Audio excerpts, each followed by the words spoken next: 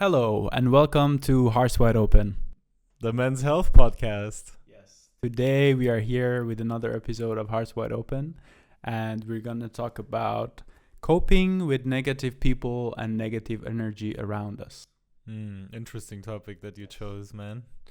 Yeah, I chose this topic because I feel like recently it has been present for me, and I'm usually a person who tries to reflect on his life.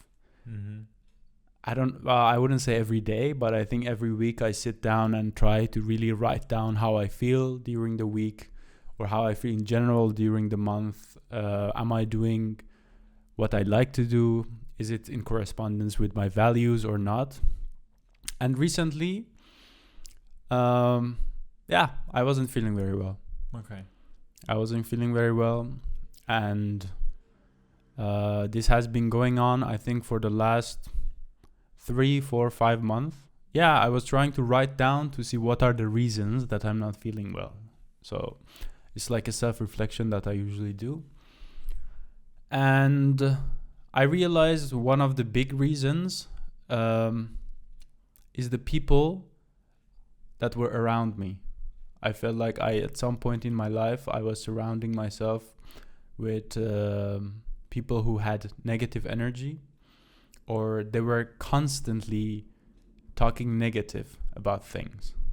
You know, and for example, how would this look like? So you're excited. I can imagine, for example, you're talking about very excited about something, and then the reaction is like, "Oh yeah, but it's not that cool," or "Oh yeah, but I've done something better," or exactly, just like kind of killing it, the mood. This is one example, but not this one. Not for me. For me, it was more of, I think it was present with a friend of mine that I talked with him, and he was unhappy with the situation that he had in his life, and he was complaining about it, and I was trying to give him advice. Yeah.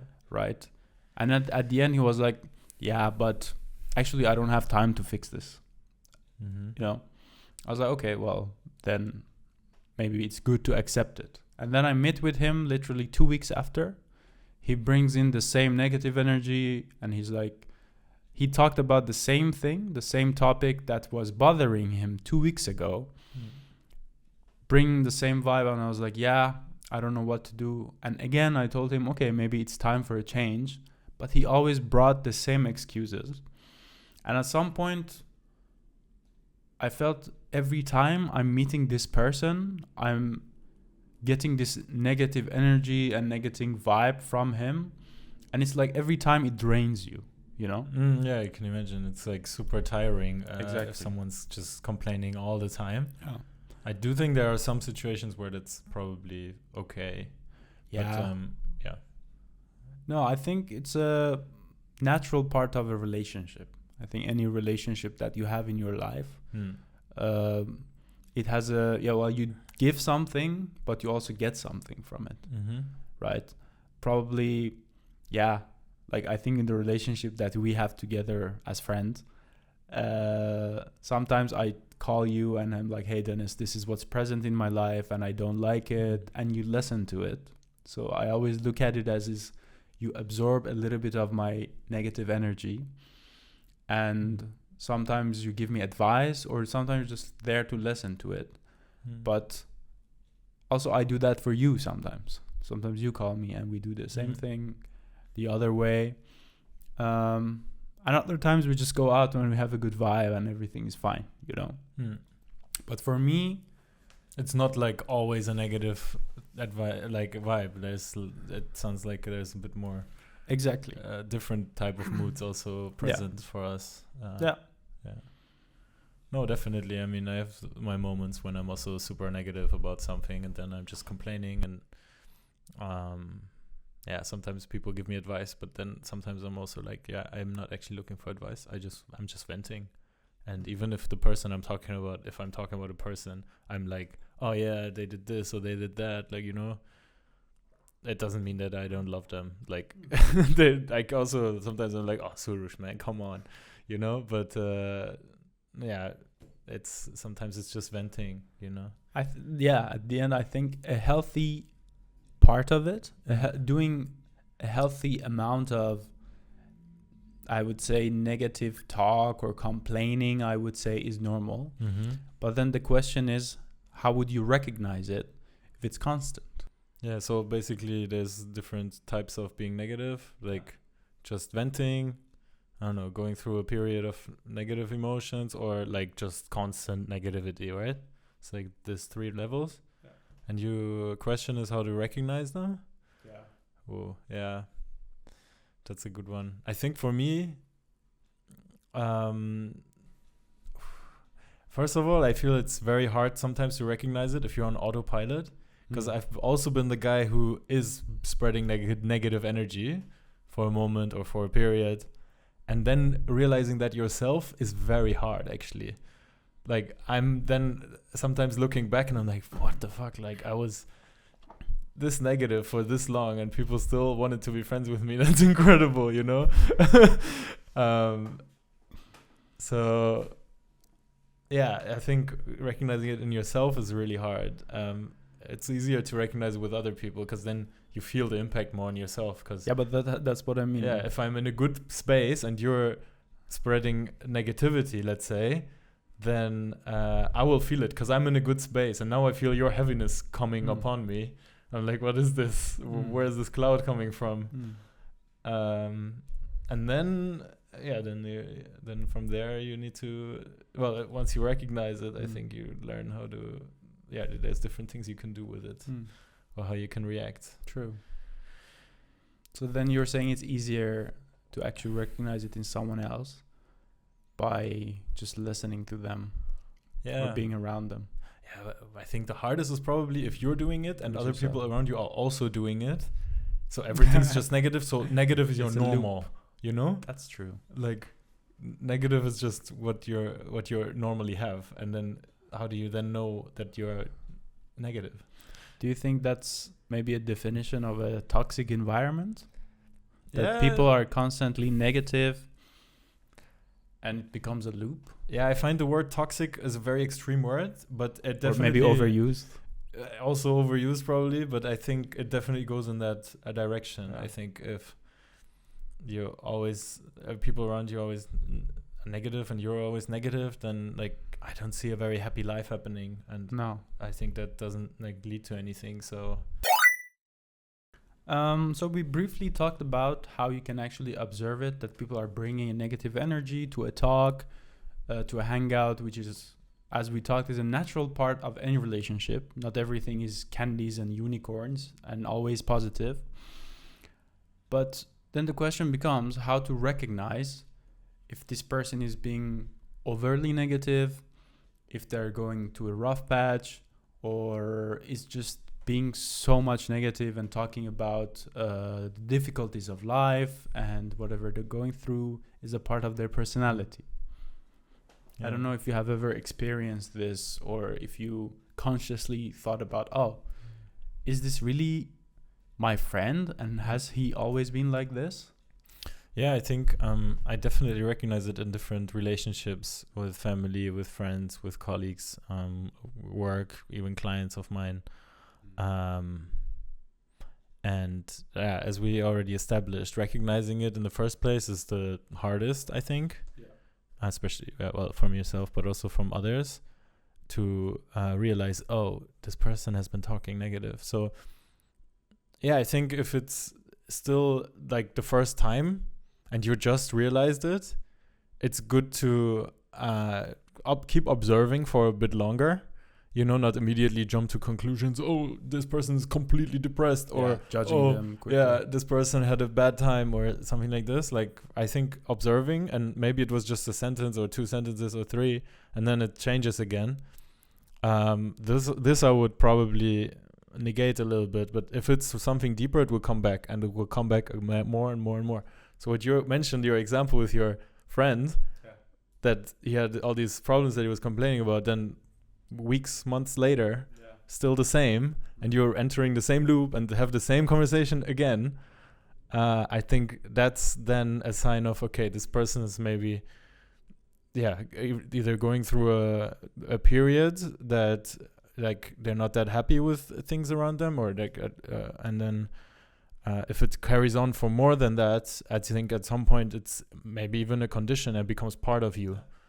I think a lot of, if you look at older generations, maybe our parents' generations, this is more a thing, like, yeah. They always complain. Yeah, a lot. Like, True. and I think then, that's recognizing it. And then I think it's really a good idea to observe, right? And then also ask a question. Like, we already talked about this in another episode about family relationships, but like, what do you want from me, basically? Like, why are you telling me this?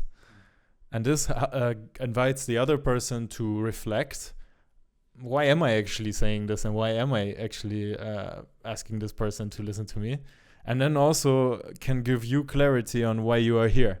So this person is using you to vent, like they just want to complain to someone, let it all out, and then they feel free, Or they realize, oh shit, maybe I am going through something bigger, and maybe my life is not the way I would like it to be, and maybe I am putting it all on the external by complaining about it.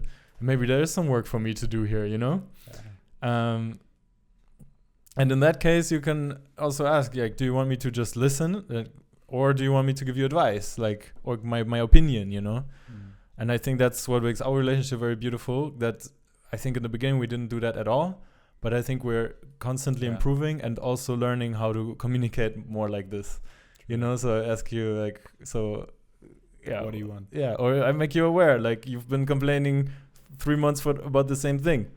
Are you sure, like, this is just a moment, or do you want to do something about this maybe? This is actually a very good example that I had. I remember one day I came to record one of the episode, and it was after work, and I still remember it. You told me, hey, do you want to, like, relax, or do you want to do meditation? And because every time you come after work, you feel very frustrated. And but in comparison, when we record the episode on the weekend, you told me that I look more chill, or the energy is more relaxed. And you're more spicy, and you were more spicy in the episodes that we recorded after work. Yeah. Like, you were like more confrontation, like, let's fight, like not like extreme, but a bit more edgy, let's say. Yeah. And that started a train of thought in my mind that actually was like, maybe he's right.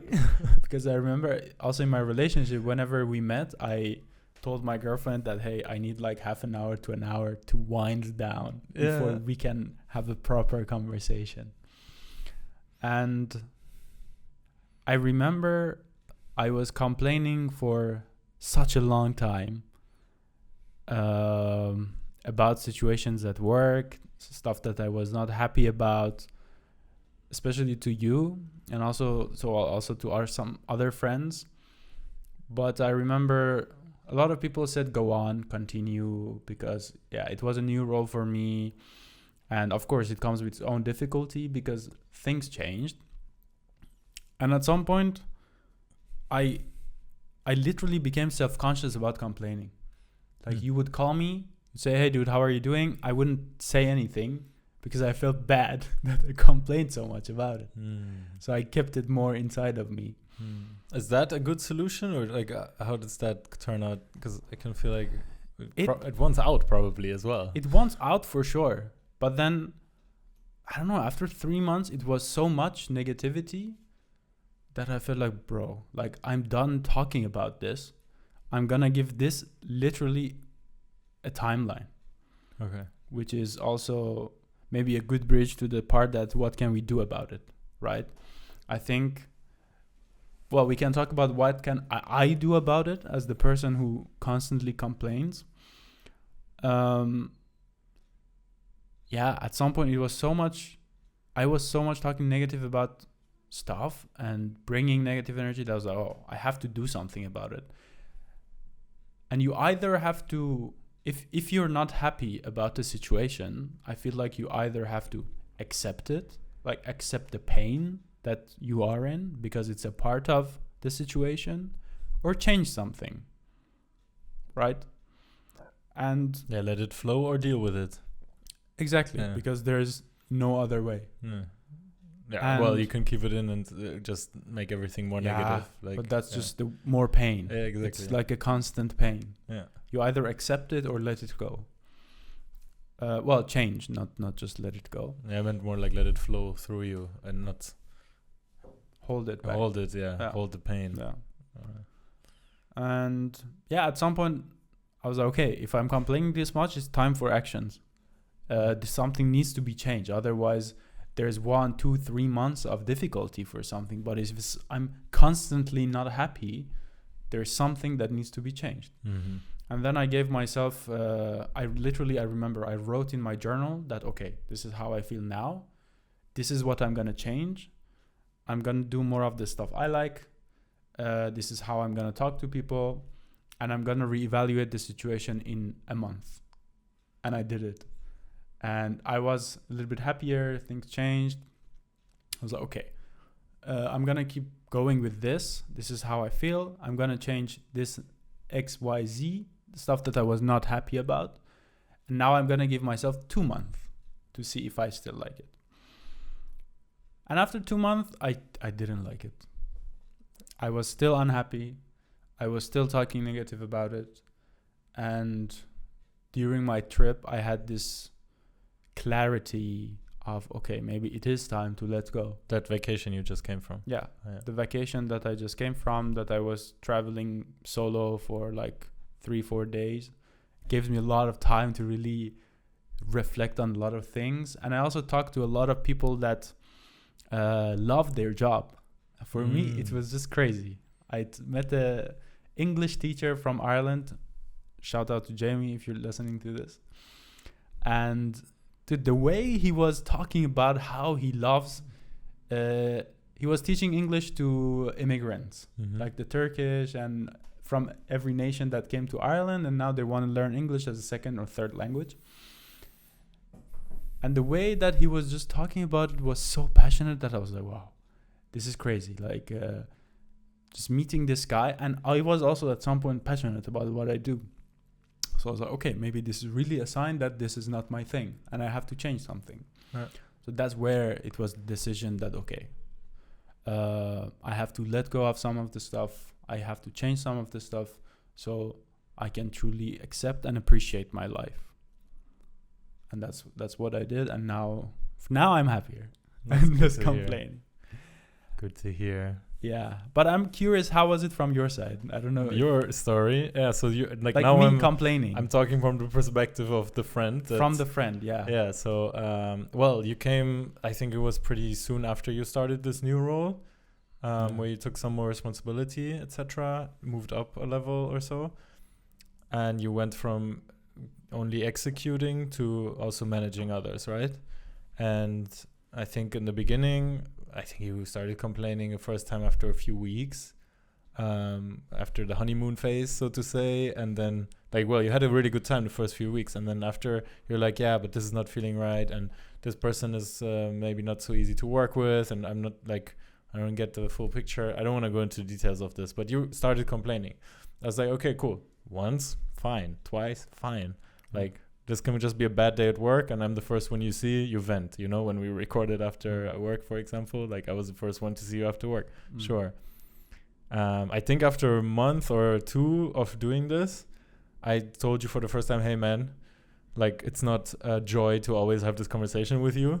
I'm not taking it on my own shoulders. Like I'm not like I can be your venting wall, let's say. But it seems like it's something deeper that annoys you on a deeper level or that you're not happy with. And yeah, then I think you didn't really respond to that. You know, like you probably said something, but it was not something that I would remember. So I don't think there was like a big response to that. So I think you went back, and that's probably when your thoughts started. And then you started, I didn't know you made such a plan, like for 2 weeks this, for 2 weeks that. I have so much respect for that. And then to actually go through with it, I think I'm a very different person in that. Like I really go more by my hunches. So I'm like, I don't like this, or I don't like the vibe of this person, so I'm gonna go around that person a little bit or something like that. way more vague than your approach. But I I like don't want to it. give up. You're very. That's I mean, why. you work with numbers. You're like a engineer coder. So I expect a more geeky approach to this, a nerdy approach to this. But really cool that you have your own way. And I think this is something that I would also like to encourage everyone who's dealing with any problem like this. Find your own way to cope with it. Of course, listen to podcasts like this one where we talk about our experiences. You can always get inspiration from others. But in the end of the day, it's what works for you. And then you have to decide, do I want to stay with this crowd of negative people, or do I want to challenge them maybe? Ask them, hey, are you okay? Hey, this has been going on for a long time. Same for yourself, like go inwards. Do I want to be like this? But yeah, for others, right? I think other options I would have had, and what I've done with other friends is to either say no. What do you mean saying no? Like, I'm not here for it. Like, please stop. You know? Especially after they've been telling me the same negative story over and over again. So I'm like, hey, you already told me this story. It's fine. Let's talk about something else, you know? And then a lot of times there's still another attempt to go back. Yeah, but it's subconscious. Yeah, but then at some point I'm also like, okay, cool. You're not respecting my boundaries either. So maybe I'll just go, you know? And then, yeah, might be that person doesn't see me for a while or something. That's just how I also protect myself. Because I'm also someone, if I care about you, I take your problems and your complaints serious. And I want to help you, of course. So I might give advice, I might give my opinion, and I want to give that to someone who can actually listen and not someone who's just waiting for the next opportunity to restart the same negative story, you know? And for that, I'm also here. Like, you can tell me this once, twice, thrice, I don't mind. But at some point it's going to be too much, and if I realize it's affecting me negatively, then I need to choose other people, you know? And if there's no way out, I think it's also the last thing I want to say about this. It's not a bad thing, especially if this has been going on for years and you realize that now for yourself, I am that negative person. I've been doing it for years. It is completely fine to go to like a professional, like a mental health professional, a therapist or something to talk about this. Because this, at some point, if you're doing it for years and years, like our parents' generation, for example, they might have done it for 20 years, man. And there's like, their brains are programmed like this. It's not like you can just say, oh yeah, let me solve this situation at work and it will all be done. Like, no, this is something that goes way back. And for that, you might need some professional help as well. Some people, that's what I mean, are wired like this. Yeah. Sometimes when I go back with my parents, they just complain. Like, I literally sit down and they complain about the weather, the car, the food, the tea. And at some point, I'm like, guys, can you name something that you're happy with, like today? Yeah, that's an exercise, and that's also an exercise. Yeah, okay. But then, in summary, I think it divides in two parts. That when you, as a person, feel you have something negative that you're carrying around and feels heavy on your shoulder, I think it's good to sit down and first maybe take a deep breath. Let's go off the shoulders a little bit, let it loose. And write down how you feel. Really, reflect on the situation. Why have you not been happy for a while? What is this negative energy passing through your life? And try to find the real reason. Because sometimes we also, as we talked in one of the other episodes about self-sabotage, we're trying to find the first thing in reach to say, it's because of this glass that is not enough water in this for me, but the real reason is something else that might be at work, in relationship, or you're just not doing what you enjoy. Try to reflect. I think the key here is to take that moment really. Yeah. Like, leave your phone out of it, put all the technology away, just a notebook, sit in the nature or somewhere calm, and just sit there for an hour, for 2, and write down what comes up. Like, really also without distraction. This is very important for me to say. Like, honestly, like, I have seen a lot of friends lately who are sitting on a chair and they're telling me they're chilling like this. No, man, that's not chilling. You're like constantly overstimulating your brain. Like, this is not chilling for your brain. So, like, please take a moment and really just a piece of paper, and maybe not even that. Just sit by the in a park or somewhere calm and be with your thoughts. Go for a walk if you need some movement. It's always good to reflect. Reflect, exactly. Yeah. And then after you reflect, maybe also talk to a friend about it if that's reachable. And then try to do something about it. Because if you don't, it becomes just a habit of nagging and nagging and nagging. So for me, in my case, I did the action plan. I gave myself, for me also what I found it really works, giving it a hard deadline. I say I'm going to do this. I'm going to try my best for the next 3 months. If I'm still unhappy, it's not my thing. Mm-hmm. I move on to the next thing.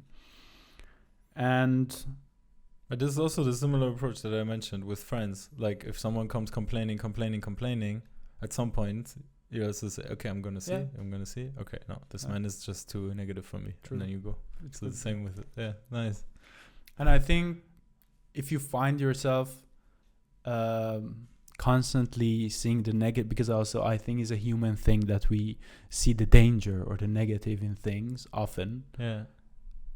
What the practice that I used to do a lot in the last few years, not maybe so much recently, is trying to write something positive about my day, like 5 positive things about your day that you're grateful for.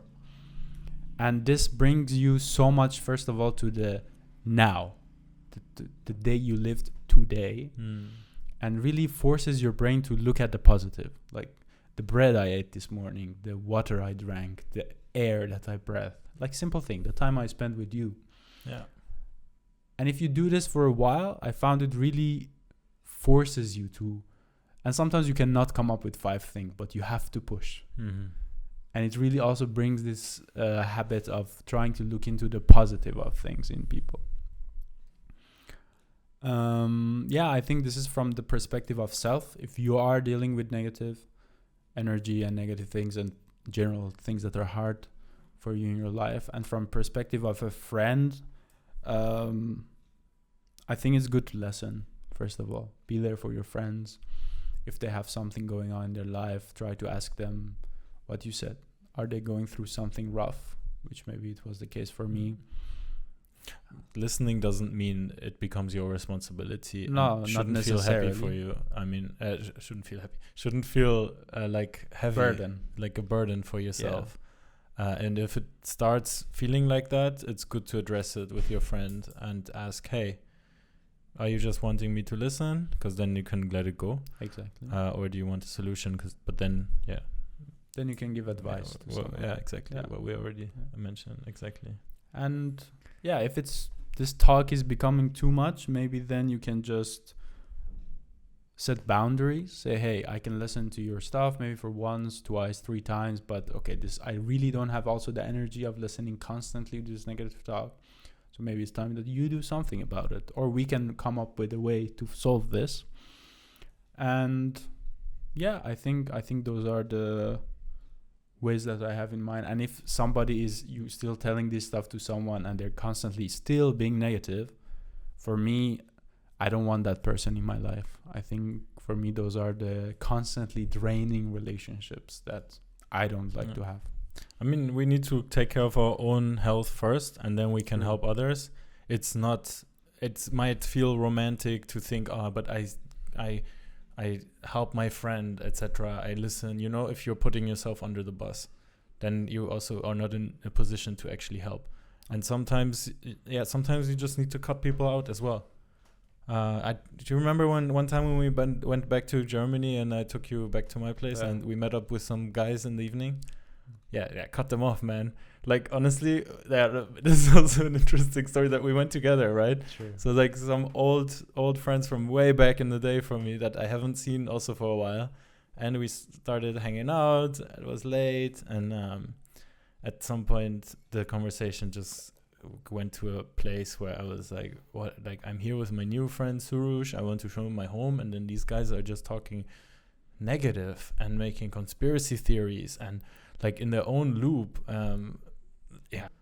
But if it would happen again today, I would probably ask them, why are you saying all these things now?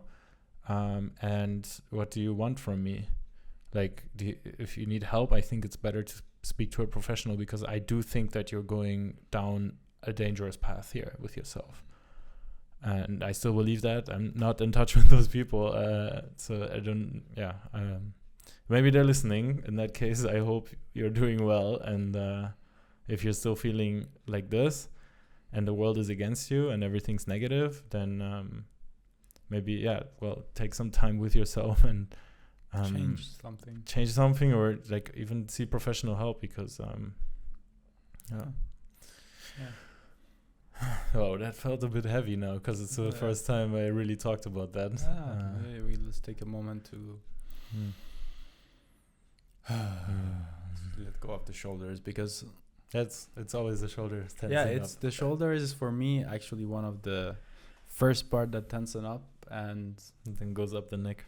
Also, so if you're at home or anywhere listening to this, just take a second to let go of the energy and the tension that you have in your shoulders, and just take a deep breath, and just let it be there. There's no wrong or right way to feel, but it's good to physically acknowledge the tension and just let it go. That's something that also I realized with people.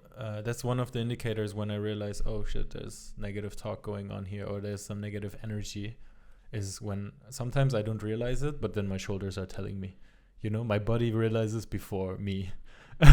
So I'm like, oh shit, something's happening. And then I'm like, oh, I've been listening to Problems for an hour. That's why, Anxiety. Yeah. So what did we talk about? Do we have anything else on the agenda that we you have? wanted to talk about? I think we briefly talked about it, but we could also talk about how to recognize if you are spreading negativity. Oh. And I think number one can be reflection. If you are a person who are self-reflecting a lot, I think it can come up to you. But another way that comes to my mind is just the example that you mentioned. If a friend that is really a good friend in my mind, if they come I want to you, friends like this around me. Yeah, for sure. If I'm that guy, I want to know. Just go to your friend, say, hey man, I know this is not you, or this is bothering you. I just wanted to raise it, and I want you to also help you with it if you want. But that's the two things that comes to my mind. I don't know. Does anything else come to your mind? How to recognize in yourself if you're spreading negativity? Yeah, I think what you also said, like the reflection. Maybe by reflecting on your life, yourself, conversations you have, the way you act. Just watch yourself a little bit in different situations. Observe yourself. And this is easier said than done. It's pretty hard to do that, actually. And also you don't want to be over observing. Like, that's also awkward if you're in a social situation. You're like, and also, honestly, see a therapist. Even if you have nothing going on, nothing big going on, a therapist is not an emergency room where you go and like your arm's been cut off, Like a therapist is, for me, it's more like a checkup at the GP. I actually go regularly. Like I used to go for regular sessions, but now I just go once a year, 1-2 sessions, and we just talk, and it's like, all right, cool, And I do have a lot of therapeutic conversations as well in my life, but honestly, if you have no one that told you try out therapy, I'm the one, and I'm telling you right now, try it. I've had some amazing conversations, findings with my therapist, and also with my friends. Open up to them, because I think these are some valuable conversations that can come out of it, and all of these conversations feel uncomfortable before they start, but afterwards it feels great most of the time. Or super weird because you've never done it before. That can also be a weird feeling, but at the beginning, I mean, also when you and I started this process of improving our communication with each other, we had some arguments too, and we were like pissed at each other. We still do sometimes, but I mean, it got better. So it's just a human experience. It is. Very well. Let me do a few short things. Sure. We have some quick announcement and exciting news that Dennis wants to put out. Yes. So I mentioned in a couple episodes ago that I went to Movember headquarters in London, because me and the podcast are community ambassadors for Movember in 2024, in this Movember.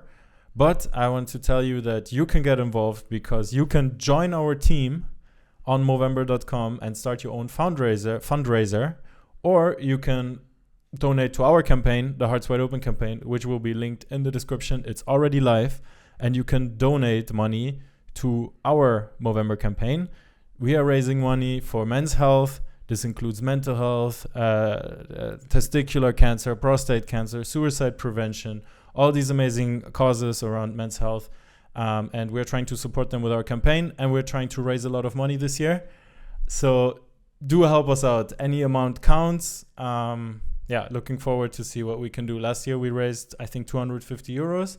And this year we want to more than quadruple that.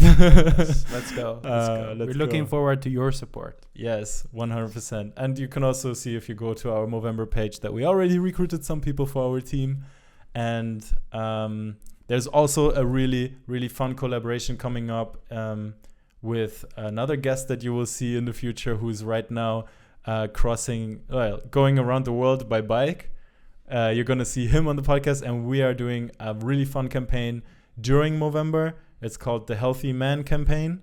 And I don't know if I should talk about it more because maybe later. Let's keep it a bit. But spoilers. you'll for sure. You'll be able to see that on our channels, on our socials, Instagram, and soon also on our new website.